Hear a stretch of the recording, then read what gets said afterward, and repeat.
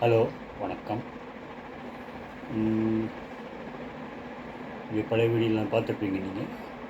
So இப்போ இன்னைக்கு topic என்னென்னா பெண் தொழிலாளிகள்.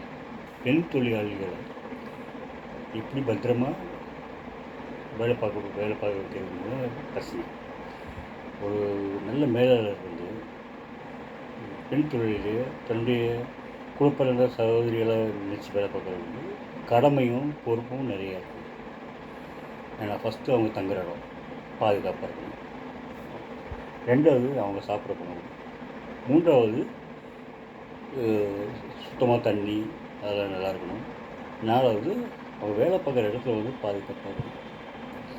அவங்க எந்த காயமும் ஏற்படக்கூடாது.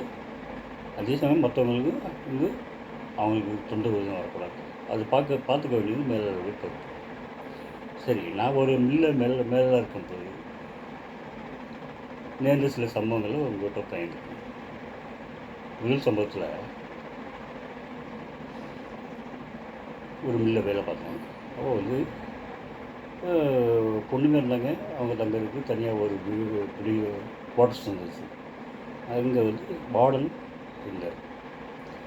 அவர் என்ன திடீர்னு ஒரு நாள் காலையில் சாப்பிட்டு ஒரு பொண்ணு வந்து மயங்கி விட்டாங்க. உடனே வந்து அவங்களை வந்து ஆஸ்பத்திரிக்கு கூட்டிட்டோம். சரி, ஆஸ்பத்திரிக்கு கூட்டி போயிட்டு ஒரு பொண்ணை பக்கத்தில் இன்னொரு பொண்ணை பாதுகாப்புக்கு அனுப்பிட்டு வந்தேன். வந்துட்டு உடனே இன்னொரு பொண்ணுக்கு மயக்கம். அது ரொம்ப போச்சு அப்படின்னு நினச்சிட்டு உடனே கூட்டிகிட்டு போய் வேறு டாக்டர்கிட்ட, வேறு திசையில் இருக்கிற டாக்டர்கிட்ட கூட்டிகிட்டு போயிட்டு அங்கே போய் பெட்டில் அட்மிட் பண்ணிட்டு திருப்பி எடுத்துக்கணும். ஏற்றி முடிஞ்சது.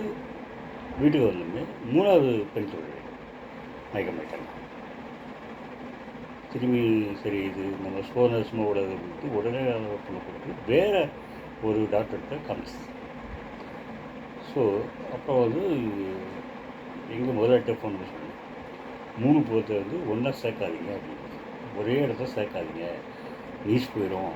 வெளியே 10 பேர் நீஸ் வந்து மில்லு பேர்க்கிட்டு போகணும். இல்லை சார், நான் அதெல்லாம் யோசிச்சு தான் நான் வந்து எல்லாத்துக்கும் தனித்தனியாக டாக்டர்கிட்ட காட்டியிருக்கேன் அப்படின்னு.